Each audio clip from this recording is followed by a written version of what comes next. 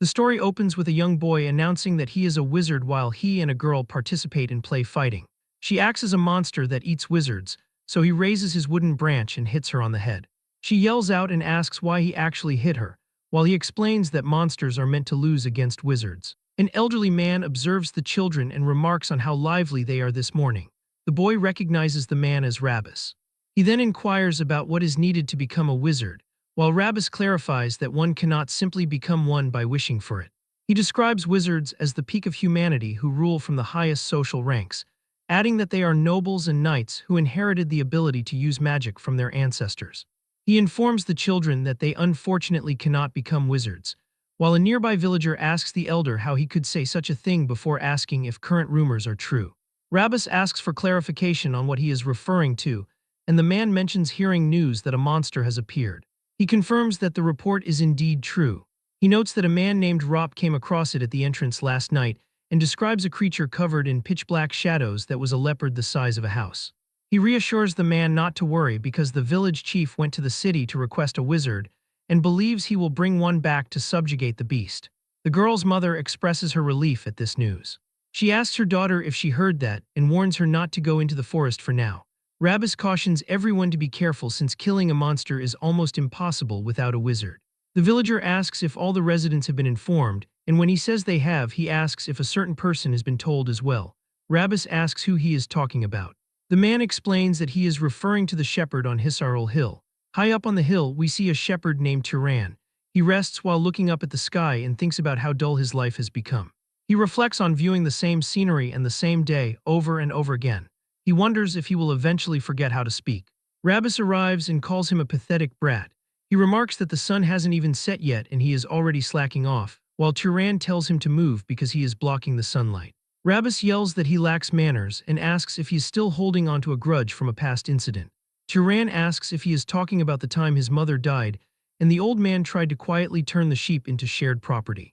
Rabbus simply clears his throat in response. Turan says that if that is what he means, then yes, declaring that he is not generous enough to share his mother's inheritance and stating they are not close enough for pleasantries before telling him to leave. Rabbus shouts in frustration at the young man. Turan glares back and asks what he wants. He informs him that a monster has appeared, causing the shepherd to ask about it. Rabbus explains that it is a leopard the size of a house that Rop found. Turan admits that the situation is a serious problem, while Rabbus notices that he is not even scared despite being the most likely target. He tells him to be careful since the village chief went to request a wizard. He claims he only came because he was worried about him, but Turan thinks the old man is not being very honest. He suggests the man was actually worried about the sheep and not him, as Rabbus prepares to shout again. Turan tells him to get lost if he is done talking because his breath smells like rot. The old man walks away into the distance. Turan reflects on how monsters are beasts that wield mysterious power and magic. He considers that if humans have wizards, then beasts have monsters. He is pleased that a wizard is coming because it means he can finally see one in person. However, he wonders if a wizard summoned by a rural village chief will even be anything special. Still, he wants to see just how strong they truly are. Suddenly, his nose catches a whiff of something. Turan realizes the smell is coming from blood. He heads down into the forest and follows the scent. He says he is sure the source is in this direction. He focuses harder on the scent and walks in that direction, but suddenly he stops. He looks down and sees Rabbus torn into literal pieces on the ground. He thinks about how the man told him to be careful yet went in first anyway, reflecting that he did not expect the blood smell to belong to Rabbus. He notes that this is not a wound an ordinary wild animal could make. He is sure that it has to be the monster. He hears something approaching as a massive paw lands on the ground and a large monster appears. Turan looks back while the monster creeps closer and he stares directly at it, realizing that the reports were true and a monster really exists. Back in the village, the boy playing wizard asks his father how strong a monster is, and if it is true that adults cannot beat it. His father says they are insanely powerful, explaining that if ordinary adults rush it, they won't even be able to collect their bones. The child asks what will happen to their village if they cannot beat it. He tells the boy not to worry because the village chief will bring a wizard to subjugate the beast. The boy asks if the wizard will lose to the monster. His father says that of course they won't lose, describing them as great beings born with the power of magic who will kill the monster with a single word. As the beast lunges at Turan, he looks at it and commands it to die. The command causes the monster to backpedal and create distance. It snarls at him as he releases an aura. He wonders if his power is not working, The monster leaps again and he tells it to stop. The creature pulls back once again. He reflects that he knew killing it would not work but wonders why it cannot even be stopped. The monster attacks but Turan dodges the strike. The beast turns and sees him off to the side. Turan decides on a plan and reaches into his coat. He pulls out a rock and says that a shepherd should do what a shepherd does. The beast prepares another strike. He tells the stone to harden and places it in his sling, while his eyes glow gold as he tells the stone to become faster and swings the sling. He takes a step forward and tells the stone to pierce through. The stone flies with a speed that seems to break the sound barrier. The rock flies toward the beast at full speed, and it is so fast that the monster can only dodge it slightly. The stone grazes the beast while cutting its ear and flying into the air. The beast dashes towards him with its mouth open and ready for a final attack. Turan says that it is actually aiming for the head. The rock suddenly stops in the air. It twirls and smashes into the back of the monster's skull, blowing it off. He stands over the corpse and reflects that this is his first time using the move on a monster. He wonders if he should toss the carcass into some valley. He grumbles that those village bastards really put him to work. Turan is a wizard.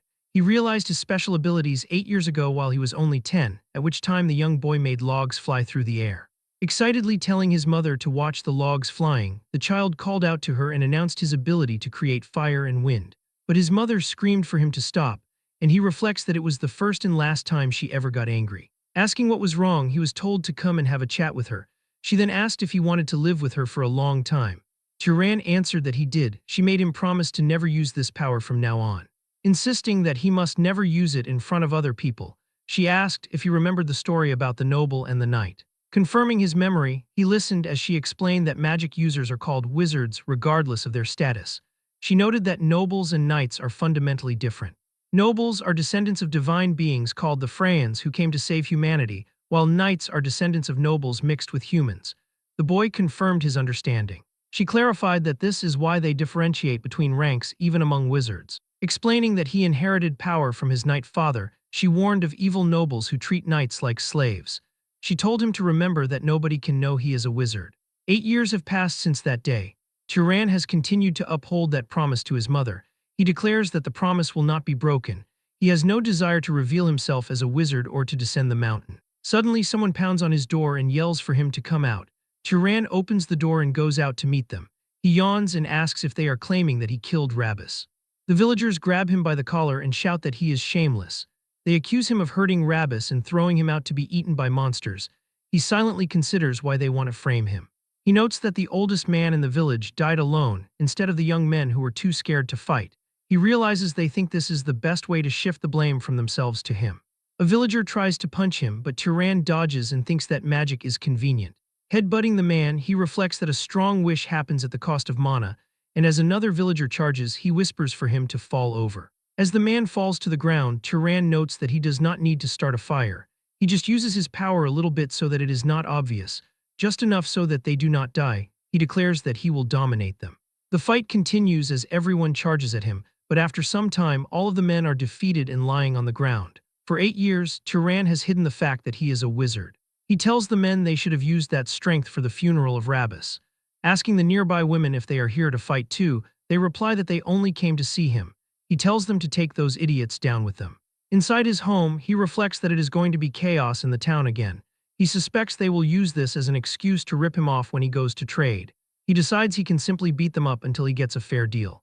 He thinks he gave them a proper whooping and they should not be back. Loud knocking begins again and he calls them insane. He throws open the door and asks who it is. He finds a tall man standing there. The man apologizes and says he thought he could ask for a favor in his travels, wondering if he has disturbed him. Turan wonders if he is a traveler. He apologizes and notes that a few uninvited guests just came by moments ago. Reflecting that his mother taught him manners, he wonders if that was proper, feeling awkward since he never talked nicely to people in this town. He observes a traveler with a sword in this sleepy old town. He tells the man that if he is looking for an inn, he should look elsewhere, but the traveler's stomach rumbles loudly. Turan sighs and tells him to come in. He prepares a meal and explains that he is not well off, so they do not have much. The man calls it a feast and notes that Turan must have never met someone from outside the town. Turan says that is right. He explains he was born and raised on this hill and has lived as a shepherd all this time. He notes that it is rare for this small town to get tourists. The man looks at him and finds it interesting. Commenting that for someone who grew up as a shepherd, he is well versed in manners, the man assumes his parents taught him well. Turan explains he learned from his mother, but she died a few years ago due to an illness. The man says she raised a proud son and is surely among the gods in a palace in the heavens. He thanks the boy once again, while Turan says he just lives the way his mother taught him. He asks what brings the man all the way out here to this country town, and the man explains he was asked a favor. Turan asks what kind of favor, so the traveler says they were looking for someone to take care of a monster puma. He declares that he is a wizard. Turan realizes he must be the wizard the village elder talked about, and the man says that is right. He asks if he can ask a question now, and Turan says sure. The man explains that he senses a monster in this area, but he does not see one. He finds it weird that Turan knows about the elder and the monster yet remains calm. Nodding that if the monster went for a human, it would be him, he asks if Turan is scared. He remarks that Turan seems awfully brave for a shepherd. He asks Turan who he really is. Turan remembers asking his mother why nobody can know he is a wizard. She explained it is because of the bad nobles. Comparing nobles to shepherds and knights to the dogs that nobles keep, she warned that they might treat him with love, but they can sell him off or sacrifice him. She told him she does not want that kind of life for him and asked if he wanted to keep living with her, to which he said yes. She told him to remember that nobody can know he is a wizard and warned that if other wizards find out, they will separate them. And they would turn him into their shepherd dog to be discarded at any moment. She told him that to avoid being found out as a wizard, he might eventually have to kill people. Turan thinks to himself that this must be what the situation has come to, while the older man asks if he is unable to respond to the inquiry. Kjorn stares at him for a moment before declaring that making such a face simply makes his joke feel awkward, and then he lets out a nervous laugh.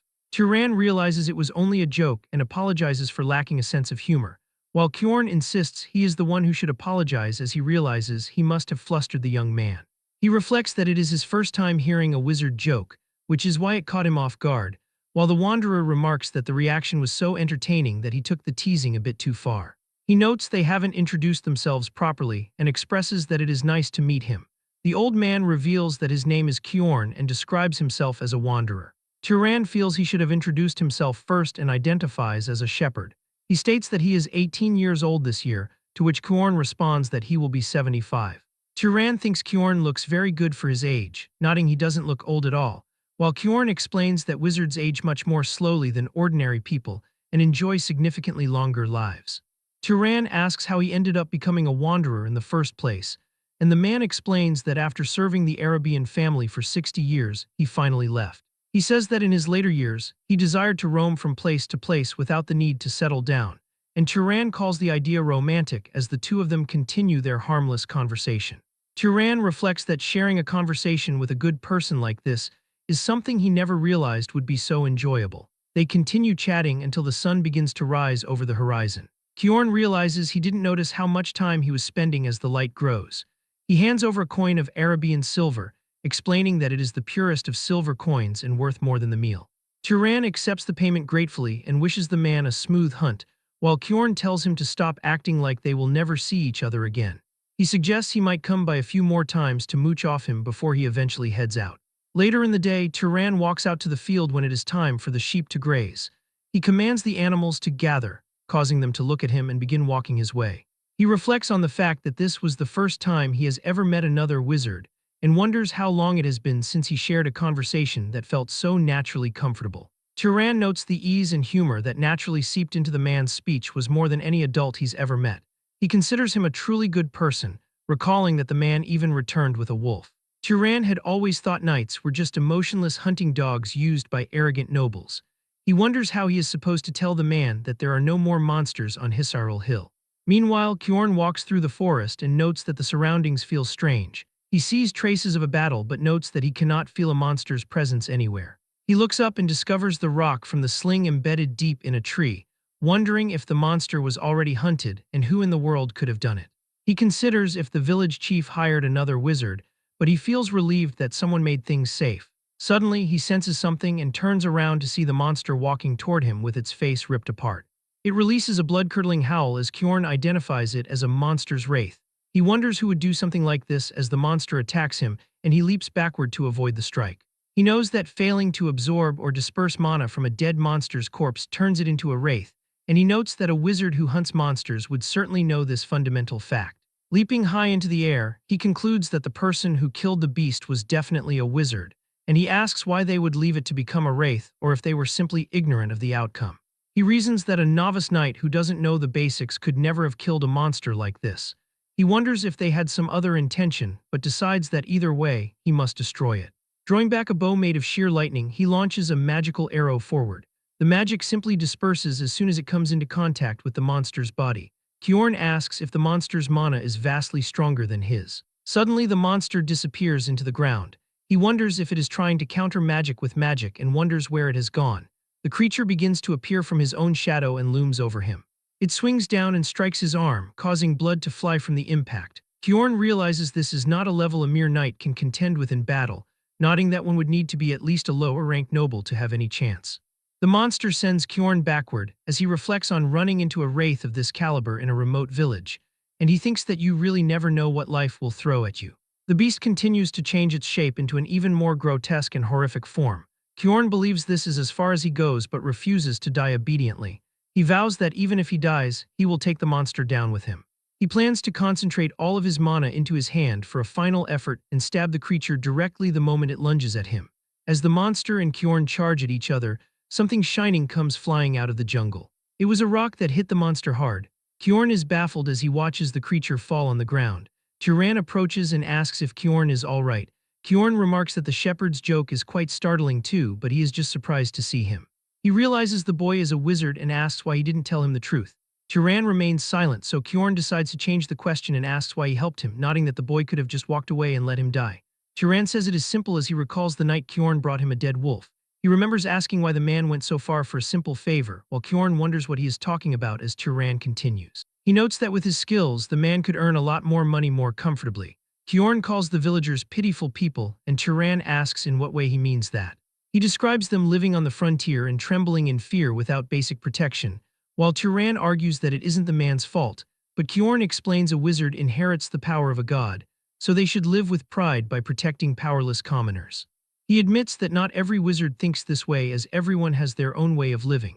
Tyran smiles and tells him exactly that while the monster rises for another attack. Kjorn tells him to listen carefully because this is not a level they can handle. He warns it is a monster they cannot fight unless they are at least a noble, and he tells Tyran to inform the village chief immediately and help everyone evacuate. He vows to hold the monster off here. Kjorn admits he talked big but doesn't know how long he can actually last. But Tyran tells him that it is okay as Kjorn asks what he is saying. Tyran tells him if the attack he just used managed to land, then everything is going to be okay, while Kjorn asks what he is talking about, wondering if that attack wasn't his full strength, and he thinks a young knight hiding in the mountains couldn't hunt a wraith that even nobles deal with. That's what Kjorn thought at first, but he realizes what he is seeing isn't just a small connection made in a rural village, nor is it the reckless bravado of a young knight who ran from nobles. The scene before his eyes could be the beginning of a wizard who will turn the world upside down. Tyran declares that he was also curious about what his limits truly are. As Tyran stands before the monster, he declares that he wants to test his limits. Kjorn announces he will not permit the boy to face this alone, warning that despite his remarkable talent, this opponent is too formidable for them not to join forces. As the monster attempts to strike him, a sudden attack sends it flying. Kjorn realizes he would only be an obstruction since he could not even react to that previous attack. He acknowledges that at this moment, he provides no assistance to his companion. He decides that his current role is to help the young shepherd's talent truly bloom. Meanwhile, Tyran stands firm while launching a continuous series of attacks at the beast. However, he realizes the situation is not as favorable as it seems because his physical strikes are taking no effect. Kjorn shouts that it is impossible to kill a wraith with physical attacks alone. Tyran asks how he is supposed to slay the creature then, and Kjorn instructs him to use fire or lightning. The boy's eyes begin to shine as fire appears, yet it simply bounces off the monster, leading him to observe that it is not working. Kjorn is shocked to see that Tyran doesn't understand that establishing proper causality is a basic requirement for applying magic to another living being, wondering if the boy lacks fundamental common sense. He realizes now that Tyran was the one who killed the original monster and allowed it to become a wraith. This leads him to the conclusion that Tyran has never actually absorbed mana in his entire life. He tells Tyran not to simply light a fire but to create the flame and then shoot it at the target, yet he remains stunned by just how strong the boy is already. Tyran catches his balance and begins to imbue the fire into his hand. Kjorn reflects that while making fire isn't difficult for a wizard, controlling it requires separate training. Turan performs the task instantly, creating a powerful fire. He steps forward before hurling the flames at the monster. The flame explodes upon impact, causing the monster to scream as it burns alive. Kjorn urges him to keep his mind focused on the spell, explaining that he must keep pouring mana into it so the fire does not go out. He insists that everything about the wraith must be burned away as Turan continues to imbue his mana into the attack. His eyes shine like a rainbow as the flames grow more violent. Kjorn cannot believe they actually won and reflects on how absurdly strong that wraith was, nodding that one would need at least noble-class power to fight it, yet Turan took it down. Turan asks if the battle is finally over, while Kjorn remains in disbelief that a shepherd from the mountains achieved such a feat. Kjorn warns that if he does not want to encounter another wraith, he must absorb the mana first, and when Turan asks how to do that, he tells him to imagine draining something into himself. Turan agrees and places his hand on the remains. As he focuses, a green aura emanates from the monster and gathers into his palm. As he does this, all of the mana is absorbed and circulates throughout his entire body. As he starts to shiver, Kjorn mentions he will experience a certain kind of pleasure. He declares he cannot believe it even after seeing it with his own eyes and asks if this truly was his first time absorbing mana, and Turan confirms that it was. Kjorn explains that after an initial awakening, mana grows slowly with age, and the most effective way to grow is to kill monsters or wizards and absorb their mana. Since this was Turan's first time, his innate potential must be in a different league entirely. He concludes that this young man must belong to a noble house. Kjorn bows and apologizes for his previous rudeness, then asks which noble house Turan belongs to, but Turan tells him to wipe the blood off himself first. Back inside the house, Kjorn has his arm covered in bandages. He once again apologizes for his lack of manners toward the boy, feeling he can only apologize for making someone as esteemed as Turan perform such a task. Turan reminds him he has already stated he is not someone esteemed, explaining he is just a shepherd who does not even know who his father is. He glares and tells him to stop the formalities, while Kjorn agrees and tells Turan not to glare at him.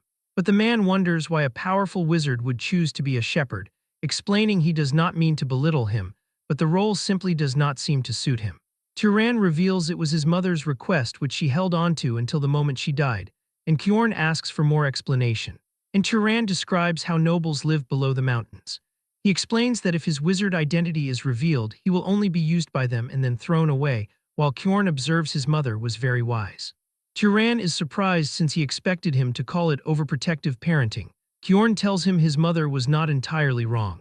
He reflects that wizards have great power and that great power inevitably brings conflict, recalling a major war between noble houses just 20-some years ago. He explains it was a conflict between the House of Arabian which he served and the Great House of Zahar, noting that so many people died in that war. Out of roughly 3,000 Arabian knights at the time, more than 900 died. He reflects that nearly a third of them were lost. Sadly, he realizes everyone close to him was in that third, remembering his friend Denver, his teacher Hartman, and his beloved wife and son who were all massacred by House Zahar. He concludes that his mother was right to an extent, as a knight's life can vanish more easily and meaninglessly than a commoner's. However, he points out that the one thing she was wrong about was Turan's aptitude. He admits it is embarrassing to say while in his current state, but he is a knight with fairly good skill, yet Turan easily destroyed a monster wraith that he himself could not bring down. He tells the boy his potential is not merely that of a knight but is at minimum noble level, and even among them, he possesses at least upper-tier aptitude. Turan asks if his mother was lying when she said his father was a knight, while Kjorn explains that on rare occasions, a child worse than a knight is born among nobles, or a noble-class child is born among knights. In that sense, he suggests it would be better for Turan to leave this hill and enter the world. Turan asks why he should do that, and Kjorn explains that humanity desperately needs more strong and kind nobles and knights, because humans are still not the complete masters of the world. Long ago, other races pushed out by the gods were left watching for a chance to rise again. In the midst of this, nobles only continue to wage war against one another. He argues this is an age that desperately needs someone strong and kind like Turan. More than anything, he asks if Turan is truly satisfied living as a shepherd. Turan looks at him and asks what he could even gain by going below the mountain. Kjorn explains that it depends on his desires, whether it be wealth, fame, authority, family, or friendship, noting that any of that is hard to obtain here. He tells him to try imagining the possibilities where he could wander as a wanderer and destroy monsters, or become an explorer in the unknown, or be adopted into a house to walk the path of power. Turan admits that listening to him, he thinks the man is right. He notes it would be more interesting than herding sheep here. For the first time, he is seriously curious about the world outside. Kyorn worries he might be planting expectations for no reason, but promises to support every possibility Turan has. Then he asks about his bloodline ability, and Turan asks what he means.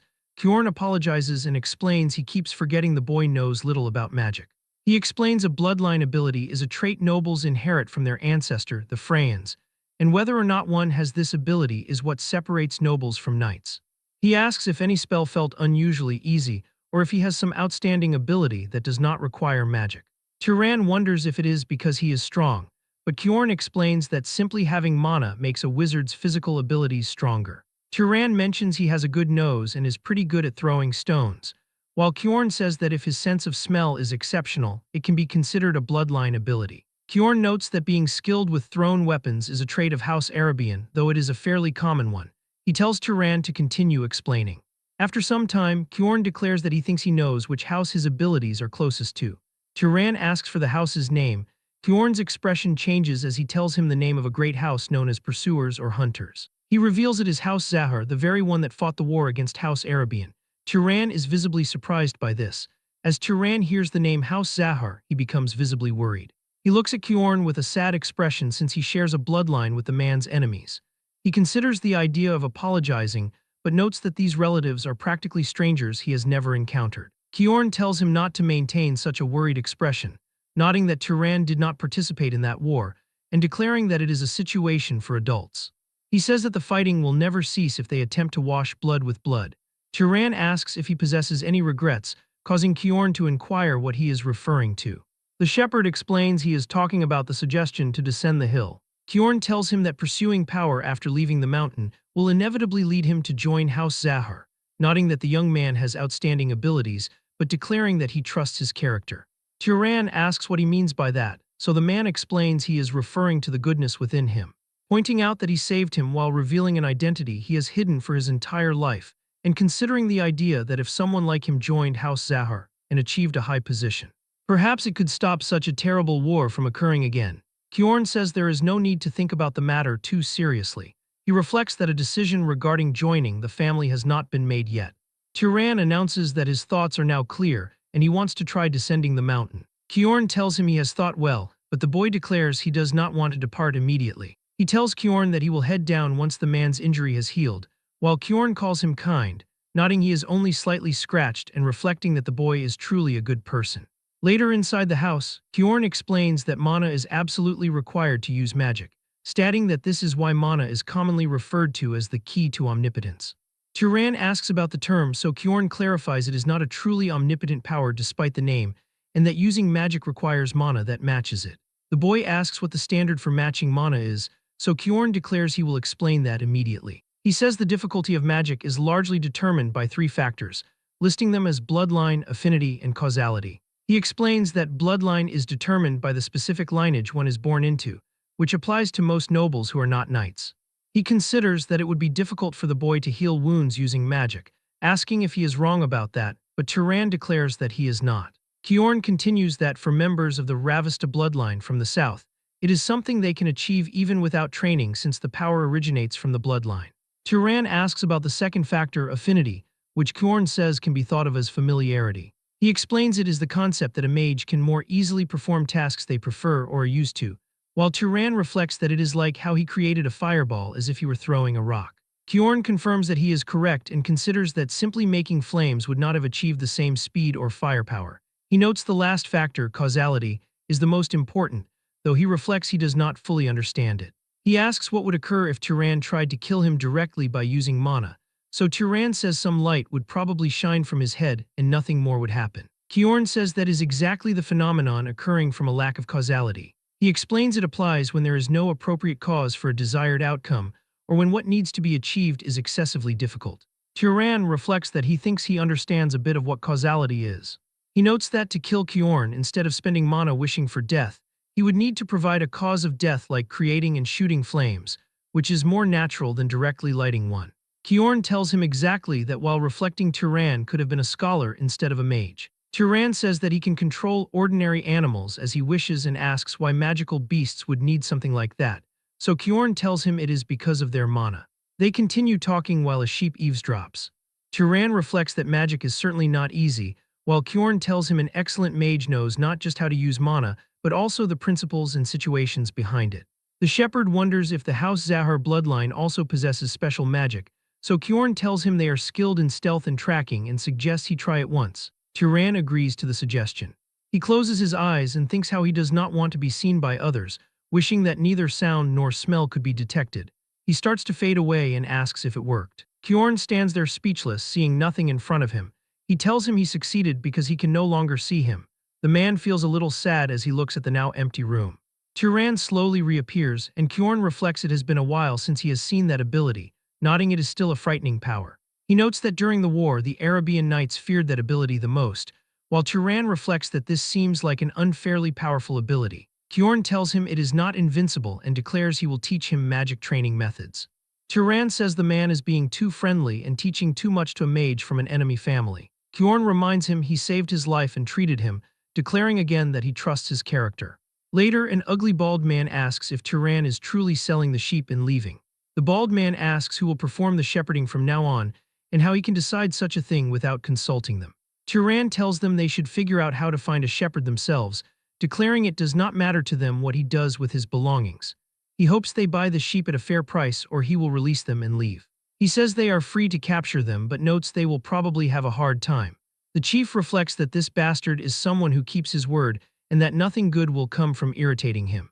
He says he understands and tells him to do whatever he wants while handing over a bag of money. As Tyran and Kjorn start to leave, Tyran reflects that the villagers still owe Kjorn compensation for everything and considers going to collect it. Kjorn tells him he does not intend to receive it because Tyran was the one who caught the beast. Tyran notes that is true and reflects they have reached a crossroads where they must part ways. Kjorn tells him he is sorry for refusing the offer to travel together as he is more comfortable alone. The boy declares he understands and thanks him for everything. Kjorn tells him to take care, and Tyran declares he hopes they meet again with smiling faces. He watches the knight's retreating figure for a long time. Only later does he realize why he did not want the man to speak formally. He reflects that although he never lacked affection from his mother, he had been secretly yearning for a father figure. He realizes he wanted someone who could be a role model for what kind of man he should become. The journey continues as Tyran travels deep into the desert and past a canyon. As he walks and looks up to try to look farther, he spots people off in the distance. He wonders if they are traveling merchants going from village to village. He reflects this is good since he can ask for directions. Tyran reaches near them. A man asks who he is to block their path, so Tyran explains he is traveling alone and asks for the location of the nearest city. They tell him he will reach a city called Mure if he follows the road they came from. Tyran thanks them for the information and starts to leave, but one of the men tells him to wait. He asks if the boy is really going to leave after receiving information, while Tyran asks what he is talking about and wonders what he wants. The man tells him he should give something in return if he receives something. They take out their blades and tell him to take off his bag. Tyran asks if they are bandits and the man asks what he will do if they are. The man who gave the directions declares this is just recklessness, nodding this is a wasteland where no one would find it strange if someone died. He points his sword at Tyran and tells him to take off his bag and cloak while they are being nice, because killing and stripping him would be unnecessarily bloody. Tyran understands and notes they are bandits who kill people. He remembers his training with Kjorn, practicing magic with him and remembering everything the man told him. Recalling Kjorn, Tyran declares he will use them for practice. The group begins to laugh at him, declaring that he is talking like some kind of wizard. Tyran moves his hand forward, sending the men flying through the air with a gust of wind. He notes that instead of generating wind from thin air, shaping it with his hand, and amplifying it uses much less mana. He didn't realize he could whip up wind this strong with such a small amount of mana, and the men are left completely confused by the attack. He then begins to pull water from his water pouch, forming it into a crystal. He creates multiple crystals now, and the bandits realize they have made a mistake. One of the men is impaled by crystals, which kills him instantly. Tyran thinks that this spell is supposed to be useful near a lot of water, but considers that simply throwing stones feels faster and stronger than this so far. The bandits apologize and say they didn't know he was a wizard while begging for forgiveness. The leader is distracting him while the rest of the group creeps up from behind. Tyran lifts his foot and stomps down, causing a sand pillar to spawn under the men, and the pillars impale all of them as the leader stands there speechless. He stares at the corpses of his men and declares that this is impossible. Tyran says he has one thing to ask, and the man declares he will answer anything. He asks why they attacked him without a plan, noting that a traveler walking alone could easily be a wizard. The leader explains it was because Tyran bowed his head. He says that even when they spoke rudely, the boy bowed and greeted them, so they assumed he was ordinary. Turan thanks him and declares that the man taught him something useful. The bandit smiles and asks if he is really going to spare him.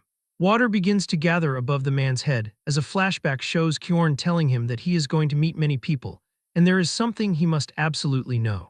He says he must never show mercy to scum like bandits, describing them as the kind who do not hesitate to harm others for a profit. He notes the reason he is saying this so firmly is because he understands the boy's nature, and Turan declares that he understands the reasoning. A life spared out of pity could end up harming 10 good people, so he kills the man and reflects that he has stalled for long enough. The road the bandits drag their cart along left clear wheel tracks cutting across the sand for him to follow. As he follows the trail, one thought remains burned sharply into his mind. He killed people. He feels guilt but realizes he couldn't just let them go. Kjorn's warning comes back to remind him of those who rob and kill without hesitation, and such people would target others again at any moment. Like tracks in the desert slowly fatting as weeds grow over them, Turan's chaotic heart gradually settled as he recalled the teachings of Kjorn. And then, he arrived in a new world. He stands above the small city of Mure, which is unlike the village where he spent his life. He thinks that the place is pretty, and as the streets are crowded with people, he notes it is his first time seeing so many together. Even the architecture is completely different from what he is used to. He feels as though he has truly come to a city. He walks toward a shopkeeper who welcomes him and asks what he can get for him. Turan says he is not a customer. He recalls Kjorn saying that if he reaches a city and needs a place to rest, he should look for an inn. The shopkeeper tells him that if he is not buying fruit, he should get lost. Turan wonders why the man is being so rude, and if it is an unspoken rule in cities that questions require buying fruit first. He points to a fruit and asks how much it costs, so the merchant tells him it is 2 ducat. Turan asks what exactly a ducat is, but the merchant notes he looks like an outsider who probably doesn't know what that is, adding that paying with other coins is fine too. Turan hands over a coin and asks where he can find the inn. The man points him toward the biggest inn in the city. When he arrives, an inn staff member named Lena welcomes him. She tells him that he is a handsome guest, and he asks how much a night costs, and she says it is 16 ducat. He declares that he will stay but adds that he has one more question. He asks if there is a monster nearby with a bounty on its head, but Lena is surprised that he is asking about a monster. He thinks about needing to kill monsters to absorb their mana, and recalls Kjorn saying that hunting monsters would earn money as well. He asks why she is not answering his question. Lena declares that there is no such thing as free in this world. She eventually has him buy a drink and tells him to go to City Hall. He asks what that place is. She asks if he really doesn't know and declares he must be from the countryside. She explains that city halls are where various public affairs are handled, and the officials working there are employed by the city's lord. She adds it is probably closed since the sun is already down, but suggests going there tomorrow if he wants to find a monster bounty. She asks if he is a monster hunter as well, so Turan asks what a monster hunter is. She explains people claim that if an ordinary person hunts monsters, they become a wizard, and she asks if he is trying to become a wizard too. She declares that anyone who believes that kind of superstition is an idiot, but Turan asks if it is just a superstition. Suddenly someone puts his hand on Turan, and it was a monster hunter named Midden who declares it is a fact that killing monsters makes you a wizard, saying he saw it with his own eyes. Lena is surprised to see him alive, but Midden declares he is not dying until he becomes a wizard. Turan pats the man's hand, and Midden removes it from his shoulder while apologizing for the intrusion. Turan says he wants to hear more about what was just said, and Midden asks if he refers to the part about becoming a wizard by killing monsters. He explains that wizards get stronger when they hunt monsters, and by the same principle an ordinary person can become a wizard. He notes the 4 of them are hunting monsters to try and become wizards. Turan asks if that means someone among them is already a wizard, but Midden says no and explains there is only the Lord's wizard and 3 others under him in this city. He notes the boy's gear is too shabby for hunting and asks if he has a weapon. Turan says he does and holds up a sling, while Midden notes that judging by how worn it is, he must have used it a lot. Turan says it is good for firing something the size of an egg quickly, but Midden says he could easily hunt rabbit or fox monsters with that. He notes they were wishing for one more shooter and asks if he has any interest in hunting with them. Turan smiles and says no but thanks them for the offer. At night in his room, he reflects that there is no reason he has to hunt together with them. He thinks about what a chaotic day it has been. He still can't believe he actually left the village, wondering what is going to happen from here on. He senses someone outside his room and asks who it is. He recalls Kjorn telling him that a city isn't automatically safe and he should never let his guard down. He goes near the door while imbuing his hand with mana just in case. He cracks the door open and asks Lena what she is doing there. She asks if he was asleep and says she thought the room might be cold, so she came to keep him warm. He asks what she means by that. And Lena smiles and begins to undress herself. She tells him that it's exactly what it sounds like. The boy is confused and asks what she means by exactly what it sounds like. She explains that for a small amount of money she will do whatever he desires, but he asks what she will do if there is nothing he wants. And she tells him not to lie, claiming she can tell just by looking at his face. But Turan turns into the Buddha himself and Lena stares at him. He recalls Kjorn getting mad and saying that he must never fall for the honeypot. The man had warned he always has to be careful with women at inns and prostitutes in general, since most of them carry sexually transmitted diseases. He noted that while they have strong disease resistance, and it is no problem for them, if Turan is careless, he could pass it on when he is with another woman, advising that he shouldn't let desire trap him into doing something he will regret. Turan thinks that cities are not easy to live in either, and reflects on the fruit shop earlier and now Lena too. He considers how they put a price on even small bits of information and conversation, and concludes that cities really are pretty cold-hearted. He then overhears Midden and his men discussing something. They ask Midden why he was trying to bring that guy from earlier along, as one of the men noted that he didn't look like he would be much help. The other dude said that was right, and that he just sounded so cocky he would be perfect to use as bait, but Midden explains it is because Turan reminds him of himself when he was young. He figured that if the boy was at least next to him, he might as well survive a little longer, while the others tell him that he is way too good-hearted. Hearing this, Turan smiles, thinking maybe the city isn't completely cold after all. The next day he heads to City Hall and a man asks if he can help him. Turan asks if he is an official and the man asks what else he would look like. The young Shepheard tells him he came to hunt monsters, which confuses the man. He recalls Kjorn telling him previously that the world would not be kind to him. He thinks about it the other way around, nodding there's no reason it has to be kind, and he was advised that if he wants people to treat him kindly, the method is simple. He must reveal that he is a wizard and ordinary people will bow their heads.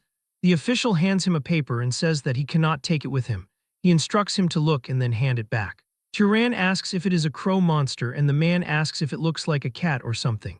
He explains that it is unlikely, but if he kills a monster, he has to bring it to the city, nodding a wizard is needed to disperse the mana so it does not become a wraith. He warns that if he kills a monster and leaves it abandoned, the penalty under city law is execution. Turan knows this and understands what happens when a monster becomes a wraith, and he cannot repeat the same mistake. Turan then asks if knights don't hunt monsters, but the official says they are not people with time to spare.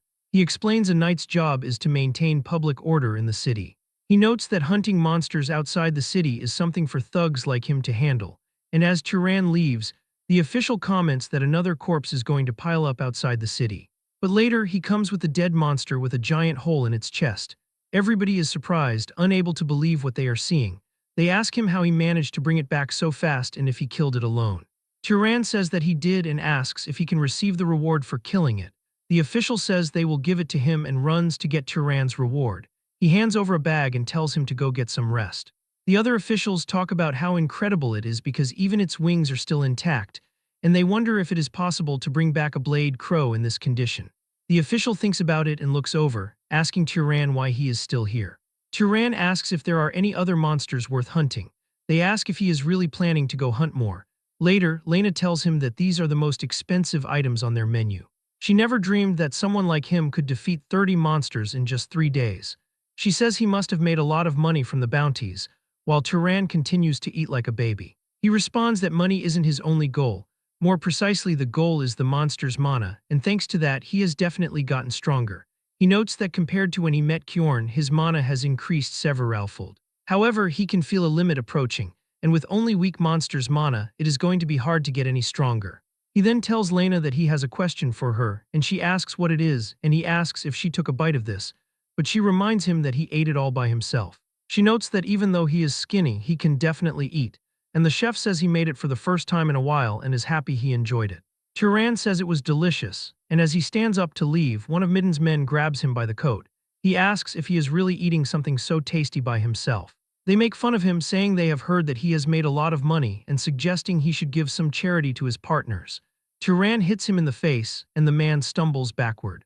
Turan asks if he wanted some more charity. Another man gets pissed and swings at him, but Turan dodges and hits him in the face too, while one runs at him carrying a chair and swings, but Turan blocks it. Turan raises his hand and flicks the man in the forehead. Lena gets nervous and yells, telling them to stop fighting in the inn. Later, Midden apologizes and says he gave them a proper scolding. He promises this will never happen again and explains they have been tight on money lately. He says they just got jealous when they saw him and tells the other two to apologize. And they both say sorry. Turan asks if things are that hard for them and Midden says they have just been limited. He doesn't think they will be able to pay the room fee but notes that it is their problem. Turan then takes out a bag of money and tells him to take it. Midden asks why, and Turan explains this is repayment for the kindness he showed before, remembering him saying he was worried and tried to bring him along. Midden asks how he knew about that, while Turan says there is no such thing as free and he needs some information in return. Midden laughs and says that information is what he is best at, and he will tell Turan everything he knows. Later, outside the town, Turan looks at it and reflects this might be his last hunt in this city. He notes Midden gave him information about the next one, so it is about time he left for there. He reflects there was a lot more useful information than he expected and that Midden is a great person. He thinks Midden is not as seasoned as Kjorn, but that just makes him purer and kinder. He then senses something and recognizes the smell. He starts to run in that direction, knowing what is happening but hopping his hunch is wrong. As he heads into the jungle, he sees marks on a tree. He looks over and spots one of the men cut across the chest and bleeding out. Turan recognizes that he is from Midden's group. He then looks over and spots Midden's corpse and the coins that he gave him on the ground covered in blood. Turan just wonders what happened to him. Turan looks down at Midden and one of the men who is still barely alive as the man struggles to speak but manages to get the word rabbit out. Turan is confused and asks a rabbit. But the dying man is finally able to say it's a rabbit monster. Turan looks to the other side and sees the monster still eating another man. The monster also notices him and glares at Turan with its red glowing eyes. Turan was standing up when the monster charged at him with great speed, but he dodged the attack, and the monster hit the tree, destroying it instantly. Turan can't believe how fast it is and he was almost hit by it. He twirls his sling and raises it up before firing it. As the rock soars through the air, it splits into three and all of them move toward the monster, but the monster easily destroys all of them. Turan notes that this creature is used to defending against thrown weapon techniques. The beast readies itself and dashes toward him once more. It is surprised when Turan completely vanishes in front of it. The monster stops the attack as it can't see Turan, but he suddenly appears behind it with a dagger in his hand and stabs the rabbit monster in the neck. Turan retreats and starts turning invisible using magic. The monster tries to attack at that moment, but Turan had already become invisible, and the monster was only able to cut down a tree. The rabbit monster becomes mad and starts cutting every tree he can see. After some time, it comes to a stop as it becomes exhausted and screams loudly. As the monster loses more blood, it finally dies and falls on the ground, as Turan was able to successfully rage-bait it to death. He then undoes his invisibility and approaches the monster's corpse. He stretches his hand out toward the beast and begins to absorb its mana. He notices that the amount of mana he is getting now is different, reflecting that it is more than the leopard monster he encountered the first time. The man who is still barely alive can't believe that Turan is a wizard.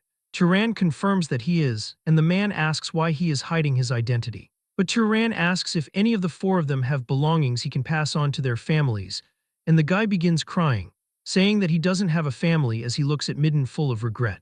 Turan remembers Midden telling him about a great city nearby called Orem, which has a place called a library. Turan asks what a library is, and Midden explains it has thousands of books. He then tells Turan that at the moment he said the word books, he looked fully interested, so Turan asks if he really did, and Midden explains that he heard not just anyone can enter the library. Turan asks how he is meant to get in then, and Midden tells him that apparently only wizards are allowed inside. Turan says he understands and that he has decided. Midden asks what he is talking about, and Turan declares he is going to that great city he mentioned. Now Turan stands over their graves after having buried them. He wishes them happiness there and walks away. Sometime later, Turan is standing in line. He is almost embarrassed that he was shocked by the small city of Murray. Now that he is standing before the great city Orem, he can tell how big of a city this is based on the scale alone. He did not think that there would be this many people trying to enter the city. He sees the guards and wonders if they are scanning for criminals. As expected of a great city, it has a more established system. The guards tell him to stop, and Turan asks what is wrong. They inform him that he cannot be allowed to enter because his clothes are absolutely filthy, telling him he should dust himself off at least. Later, he gets into the city and stands before a massive tower. He reflects that this must be the library that Midden talked about. He thinks it is overwhelming and must have been built with magic. He walks up to the entrance and says that he is trying to enter. The guards tell him that only wizards are allowed to enter. He tells them that he is a wizard, but one of the guards gets pissed, asking if the boy wants to die for impersonating a wizard. He declares there is no way a kid like him could be a wizard. But the guard tries to imbue his hand with mana as Turan recalls Kjorn's words, who had told him that wizards can recognize each other by sensing the other's mana and can tell whether someone is stronger than them. Turan decides to use this to his advantage and releases a massive amount of mana. The guard gets scared from sensing the power and falls onto the floor. He realizes that this is no ordinary wizard and is at least of noble class or higher. He screams his name and declares he is Kenya, a knight of House Voltas, and wonders which house Turan is from. Turan asks if he has to tell him his house to enter, and the man says no. However, to use the library, he needs permission from the Master of Voltas, and when Turan asks what that means, the guard says he will contact House Voltas for him. Later, Turan is sighing as he reflects he thought it would be a simple process. However, maids are now cleaning him inside of a bathhouse, and he wonders how this even happened. He tells them to stop and asks if there is a problem with him washing himself. They explain that if they fail to properly attend to an esteemed guest, they will be punished. He tells them to do what they want and they thank him for that. Later, one of the maids says that he is amazing. She instantly realizes what she said and covers her mouth. He asks if there is something on his face. The maid says she just lost herself because of how handsome he is and begs for forgiveness. He tells her there is nothing to forgive, but the maids tell him to stop speaking so casually to them. Then someone else enters and says, "Wow, what's this?" It was a girl who says she can't believe he is the same guest who showed up looking like a beggar. She notes that after washing up and dressing, he looks like a prince, while the bodyguard with her says she shouldn't be saying that. Turan introduces himself to the girl, and she introduces herself as Azella. She asks what house he belongs to, but he says that for personal reasons it is difficult to say. She tells him that is a shame. She decides to play a prank on him for hiding who he is. She begins to release her mana, which spreads throughout the room, thinking that he needs to show her what his mana looks like. Turan feels the crushing weight of Azella's mana slamming into him with intense force. But after a moment, he also releases his own mana, their auras clashing with each other while the surroundings tremble under the pressure. A guard rushes in front of the maids, putting himself between them and the spreading pressure. After a few moments, Turan retracts his mana, and Azella stops as well, finishing her test with a surprised wow. She looks at her hands, which are now trembling, and laughs. She then looks at Turan and asks if he wants to marry her. He is completely stunned, his thoughts wiped clean for a moment. Azella notices his frozen face and teases him for reacting that way, assuring him that it was just a joke. But she looks at him one more time, urging him to think about her offer as the seat next to her is currently empty. After saying this, she and her bodyguards leave the room. Turan watches her leave for some time and then looks down to see that his own hands are also trembling. She has mana that is on par with his at the very least, leaving him to wonder if this level of strength is considered normal in this city. The scene shifts to a different room where the man Turan wanted to see is waiting. This is Rug Voltas, the Lord of Aurum, who welcomes Turan as a young noble and asks if he already knows his name. Turan introduces himself, and Rug repeats the name Turan before asking if he wants to use the library. He mentions that a lot of people come there after hearing strange rumors, so he wants to clarify in advance that there is no amazing ancient magic in the library, nor is there some secret method to increase mana. Turan states that he is fine with that, explaining that he never wanted anything of the sort. Rug studies him for a moment and then allows it, nodding that there is nothing inside that counts as confidential information related to his house anyway. Since it has gotten late, he suggests that Turan rest and come back tomorrow, asking if that is acceptable, to which Turan declares he won't forget this kindness. The next day at the entrance, the guards check Turan and confirm his entry pass, welcoming him as an esteemed guest into the Sky Library. Turan pushes the doors open and steps inside. He looks up and sees the library climbing upward in a spiral that looks like it never ends. He finally realizes what the library truly is. Then a voice comes from nearby, greeting him by name. He turns to find a young girl standing there, who introduces herself as the librarian and states that, by order of the Lord, she will explain the simple rules for using this place. Turan stares at her, surprised to see that a little kid is the librarian. She raises a finger and explains that the first rule is he must compensate them if he damages anything. The second rule is he cannot take any books out. And finally, she will be watching him the whole time he is using the library. Turan asks if she could stand a little farther away while he reads because he feels uncomfortable. He asks if, as a librarian, she has read the books there too. She says yes and tells him that if he needs something, finding it for him is what she does best. She asks what he wants to read, offering options like romance or history or even something erotic since he is young, which makes Turan just look at her in surprise. Turan declares he wants to learn basic common sense about the world, and this time it is the librarian who looks surprised. She reacts quickly, moving with surprising speed as she gathers a heavy stack of books and drops them in front of him. She notes that many of the books are hundreds of years old and won't suit his needs, but she guides him toward a section that might help a little. Turan thanks her and she tells him he is welcome. He picks up one of the books and reflects on what a book actually is. Then he opens it carefully and starts reading, his expression changing as he thinks about how amazing these books are. Turan repeats this same routine every day, reading in the library. He now comes to understand the world's geography and its different races, learning about the etiquette of wizards and how various items are manufactured and processed, even studying monsters and relics from the era of the Old Empire. With each piece of knowledge he accumulates, his world, something that was once nothing but an unknown space, grows clearer and more vivid to him. Later, Lord Rugvaltas notes that Turan has been making excellent use of the library, which Turan confirms is true. The Lord then states that, separate from treating him as a noble, allowing him to use the library was an act of goodwill, and he declares he would like to receive payment for that goodwill. Turan does not stall and asks the Lord to tell him what he needs. Rug explains that a monster has appeared north of Orem and has been attacking travelers, noting that 4 knights who went to subjugate it never returned because they were eaten.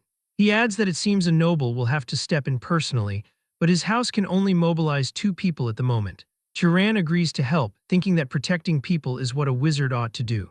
However, he feels something is off, knowing that wizards are usually the type who do not get involved in things like this. Rug adds that the Northern Road is an important trade route for Orem and has been blocked for 10 days, so they have to reopen it quickly.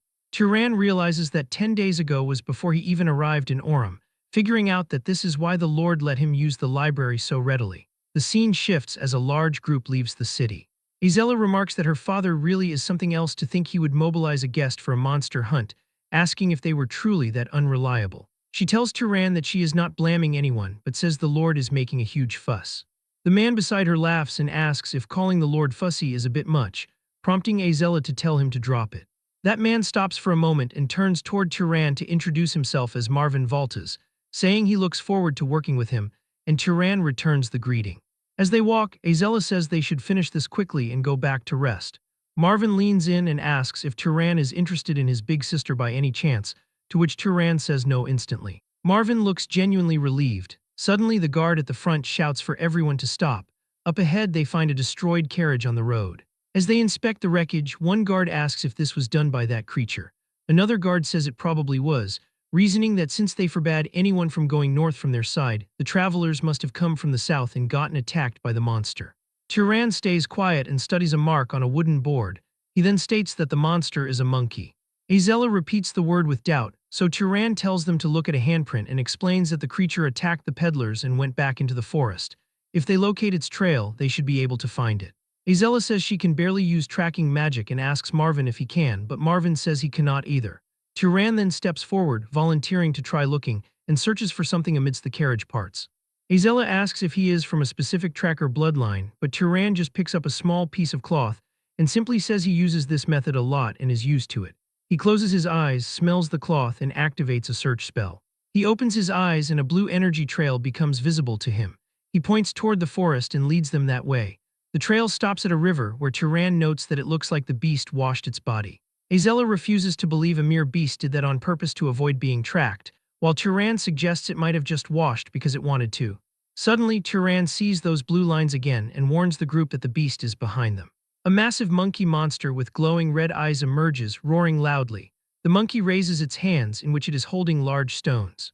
The knights see this and shout for everyone to dodge. The monster launches the stones, which are so large and fast that anyone hit by them is heavily injured. Turan barely escapes the attack, but he is more surprised by what he is seeing.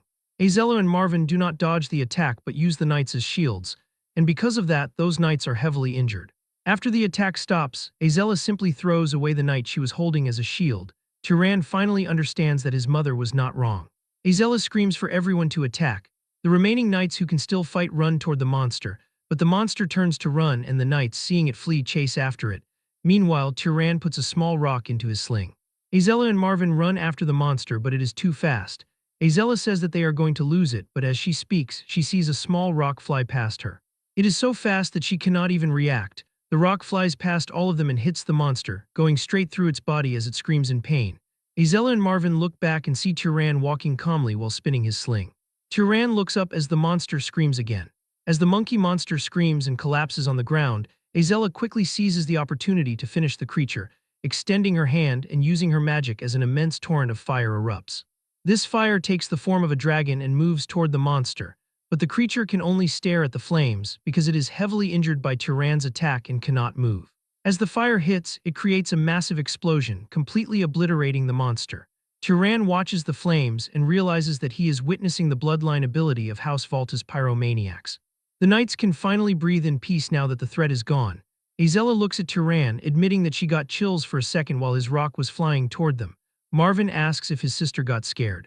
Azella tells him to shut up and declares that he is the one who screamed like a little girl, to which Marvin asks in disbelief when he ever did such a thing. Meanwhile, the knights are busy checking the wounded. Several men have broken arms, but one veteran tells them to quit whining, pointing out that someone else had their whole arm blown off, asking if anyone has spare bandages, while another knight notes that a man's head will not stop bleeding, prompting someone to suggest trying to apply medicine to the wound. Turan looks over the scene and realizes this is a mess, remarking that they are lucky there were no casualties. It was a surprise attack by a monster, but he notes this was a fight where they could have avoided serious injuries altogether. He looks at Azella and Marvin, considering the fact that since their bodies get stronger based on their mana, these nobles should be several times tougher than the knights. Despite this, they did not hesitate to use people weaker than them as shields. Marvin notices Turan's stare and asks if something is wrong, but Turan tells him it is nothing. Azella calls Turan over, nodding that the most important part of the battle is to absorb the monster's mana, and she welcomes him to the absorption party, to which he agrees. The three gather around the monster's remains and raise their hands. As Turan begins the process, he reflects on how the books were right. Even if multiple people absorb mana at once, the degree of enhancement does not seem to be reduced. Azella stops absorbing mana, frustrated that she has already reached her maximum and complaining about her crappy growth limit, while Marvin reaches his limit soon after. But Turan continues the absorption process naturally, prompting Azella to finally understand why her father sent him along. He possesses incredible spell proficiency and a mana capacity that rivals her own. She is amazed to think he is a noble who hasn't even reached his growth limit yet. As the sun sets, the group returns to the capital. Marvin reflects that they would have never defeated the monster without Turan, crediting him for everything from his tracking ability to the hit that knocked the beast down. Turan asks him to stop, insisting it wasn't anything spectacular. He admits he regrets noticing the monster too late and allowing it to get the first strike, as he did not expect the creature to have a search ability. Marvin asks with surprise if it really had a search ability. Turan says yes, and explains that different abilities seem to awaken depending on the monster's external traits. He points out that the monkey had unusually big hands and big eyes, which were not part of its original form, meaning it probably awakened an ability to throw things with great force and the ability to see far away or through the forest. Marvin is impressed that Turan figured all of that out so quickly, and Turan explains that he looked through a monster encyclopedia at the library earlier. Marvin calls the library a stuffy place where no one goes. Azella mentions she went there once a long time ago out of curiosity, but found the books too difficult and left before reading even half a volume. Turan suggests that the next time she goes, she should ask the librarian if there are any easy books. Azella is confused and asks if there is even someone like that in the library. This reaction leaves Turan feeling confused. Turan heads back to the library and the librarian greets him by name as he enters, making him realize he was careless.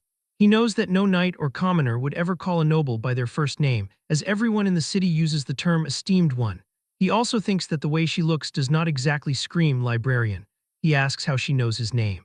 The girl looks at him in surprise and then smiles, asking if he only noticed it now. She reveals she learned it from his permit and declares that as long as it is around this library, her gaze can reach anywhere. Turan asks how he should address her, and she says she doesn't really have a name, so he can call her whatever he wants. She suggests something cute like my love, but Turan decides he will just call her librarian. She calls him stiff and notes it is awkward for him to be polite after using her for days, calling her to do this and that, though Turan declares he never did that and tells her not to come so close because it is burdensome. He asks if she is a wizard from the old empire, but she says she was never a person to begin with, explaining she is a kind of spirit and asking if it suits her. She tells him that when a soul inhabits something living, it becomes a living spirit, but when it inhabits something neither alive nor dead, it is a regular spirit. In other words, the library itself is her. This human form is just for comfortable communication based on the user's preference, and she smiles, telling him that his preferences are kind of. Turan tells her not to make stuff up, but she insists she is like a reflection in water. Turan looks at her carefully and places his hand on her belly, but it goes right through it. She asks where he is touching and says it feels weird. Turan apologizes, and she complains about how annoying it is that she cannot directly exert power on intruders. She declares that if she could, she would have punished every last bastard who took books out of the library. Turan notes it seems House Voltas does not know she exists. She explains that until now, there was no one with the qualifications to perceive her. Her creator made it so only those whose type is complete beyond a certain level could see her, and she finds it romantic that only Turan can see her. Turan asks what she means by type, and she explains it is what wizards call a bloodline. He asks if she can tell him about his own bloodline, but she suggests asking his parents, to which Turan reveals he is an orphan. The spirit licks her lips and offers to check for him, saying she only needs his consent to examine his body. Turan asks what she means by that. The spirit laughs and makes a ghostly expression before suddenly sticking her hand into Turan's chest, which also goes right through his body, leaving him stunned. She laughs and notes that they are now connected. Turan tells her not to say weird things but realizes it doesn't hurt. She reveals that while there are a few small bits, the big chunks are the pursuer and hunter bloodlines, asking if that is a trait of House Zahar, and he says yes. However, she notes that there is one more bloodline and says that Turan is mixed. Turan asks what she means by mixed, and she explains he is the result of two people from different bloodlines, though she doesn't know what the other one is because it is still locked. She says a locked bloodline isn't that rare in bloodline combinations, and that it will open naturally as he grows stronger. Turan reflects on his mother, thinking she was far too polite and educated to be a commoner, making him wonder if she was a descendant of some noble with a bloodline so diluted it couldn't hold knight-level mana. He tells the spirit he understands and thanks her, prompting her to tell him to stay one more month if he is truly grateful. From then on, Turan does not read alone.